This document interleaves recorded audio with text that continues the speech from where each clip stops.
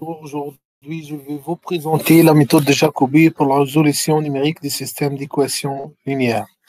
On commence tout d'abord par donner la définition d'une matrice à diagonale strictement dominante. Une matrice A est diagonale strictement dominante sur la valeur absolue de chaque coefficient diagonale AII de A est strictement supérieur à la somme des valeurs absolues des autres coefficients de A situés à l'IM ligne. En d'autres termes, valeur absolue de AI strictement supérieure à la somme pour J égale à 1 jusqu'à N de valeur absolue de AIJ avec J différent de I. Quel que soit I appartient à l'ensemble de A à N. On va prendre l'exemple suivant comme application. On a ici la valeur absolue de 5 strictement supérieure à la valeur absolue de 2 plus la valeur absolue de moins 1. La valeur absolue de 6 strictement supérieure à la valeur absolue de 1 plus la valeur absolue de moins 3. Et la valeur absolue de 4 strictement supérieure à la valeur absolue de 2 plus la valeur absolue de 1. Par conséquent, on dit que la matrice A est à diagonale strictement dominante. On commence ici par donner la définition d'une méthode itérative. En fait, ici, les méthodes itératives pour la résolution d'un système de Cramer. On rappelle ici qu'un système de Cramer est un système qui admet une unique solution, c'est-à-dire le déterminant de la matrice A différent de 0. Donc ici, consiste à construire une suite qui converge vers la solution du système. Plus précisément, prouve que A peut être écrite sous la forme suivante. A égale à M moins N, avec M est une matrice inversible dans un domaine de R et N est une matrice dans un domaine de R. Donc, les suites générant les deux méthodes sont définies par x de 0 appartient, c'est un vecteur initial, appartient à domaine 1 de R, c'est-à-dire une ligne, une seule colonne, et mx de k plus 1 égale nx de k plus b.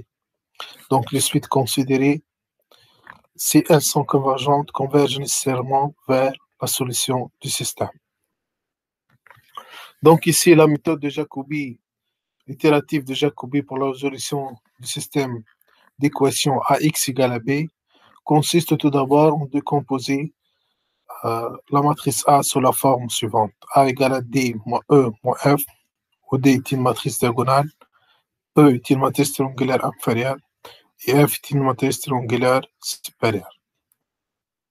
Si on prend le cas où N égale à 3, donc la matrice A s'écrit cette forme-là, on peut la décomposer comme suit. Donc A ici égale à D moins E moins F.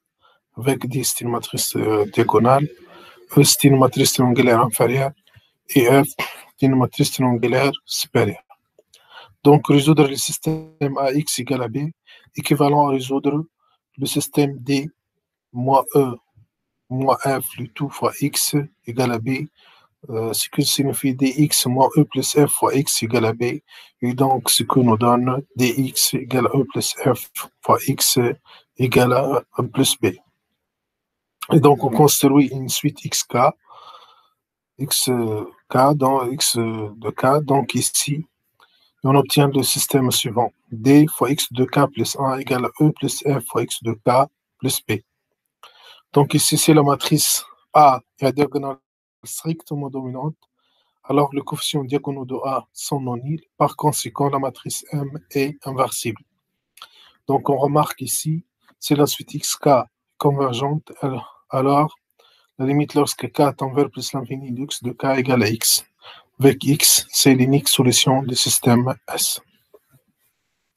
Donc ici, le composant du vecteur x de k plus 1 s'écrivent en fonction du composant du vecteur x de k comme suit. Donc ici, on écrit d fois x de k plus 1 égale à E plus F fois x de k plus b. Donc, on a A1 fois x1 de k plus 1 plus 0 fois x2 de k plus 1 plus 0 fois x3 de k plus 1 égale à 0 fois x1 de k moins A12 fois x2 de k moins 3 fois x3 de k plus b1. De même ici, 0 fois x1 de k plus 1 plus a de 2 fois x2 de k plus 1 plus 0 fois x3 de k plus 1 égale moins a de 1 fois x1 de k plus 0 fois x2 de k moins a de 3 fois x3 de k plus b2. Et donc, on obtient ces trois équations. On peut ici donc déterminer x1 de k plus 1 plus qu'ici a est diagonale strictement dominante, donc a1 différent de 0. Donc, je peux diviser ici par a. De même ici pour x2 de k plus 1. Je peux diviser par a de 2. Et de même pour x3 de k plus 1. Et d'une manière générale, les solutions xi de k plus 1 de la méthode de Jacobi donnée par cette équation. Donc la question ici, existe-t-il une condition sur la matrice A assurant la convergence de la suite x de k? Voilà ici, étant donné une matrice A à diagonale strictement dominante, alors la méthode de Jacobi appliquée au système S, qui s'écrit sur la forme A fois x égale à B, est convergente vers la solution du système S pour tout x de 0, un vecteur initial.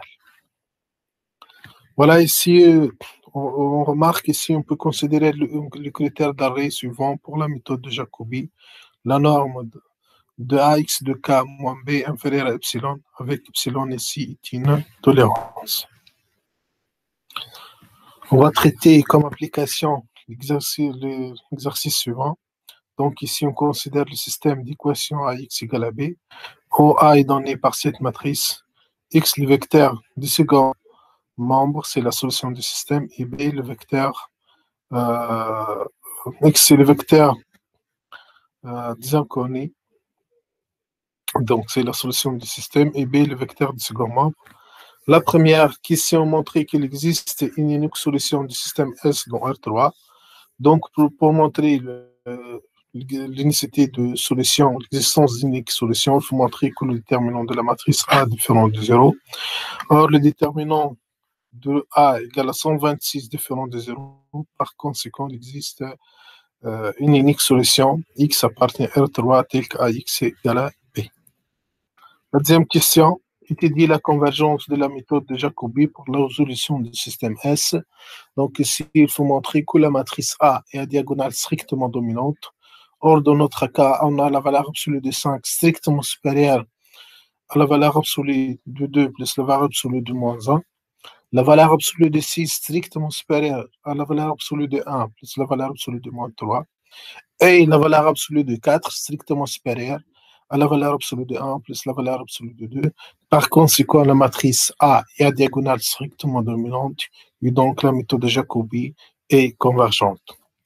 Dans le schéma itératif de la méthode de Jacobi associée à S, donc ici on va utiliser cette expression D fois x de k plus 1 égale E plus F fois x de k plus B. Donc la matrice diagonale D est donnée par cette matrice. E plus F est donné par cette matrice. Donc ici, donc 5 fois x1 de k plus 1 plus 0 fois x2 de k plus 1 plus 0 fois x3 de k plus 1 égale à 0 fois x1 de k moins 2 fois x2 de k plus 1 fois x3 de k plus 1 plus 6 de k plus 6. Donc j'obtiens tout simplement la première équation. De même, on peut obtenir la deuxième et la troisième équation. Donc, la quatrième question, calculer les 4 premiers étirés par la méthode de Jacobi. Donc ici, on commence par considérant, par exemple, un vecteur initial x de 0 égale à 0, 0, 0, c'est-à-dire ici x1 de 0 égale à 0, x2 de 0 égale à 0, x3 de 0 égale à 0. Pour calculer x de 1, il faut considérer k égale à 0. Donc, pour k égale à 0, on trouve x1 de 1, x2 de 1, x3 de 1. Ça, c'est x2 de 0, c'est 0, x3 de 0, c'est 0. Donc, je trouve 6 sur 5, 4 sur 6 et 7 sur 4.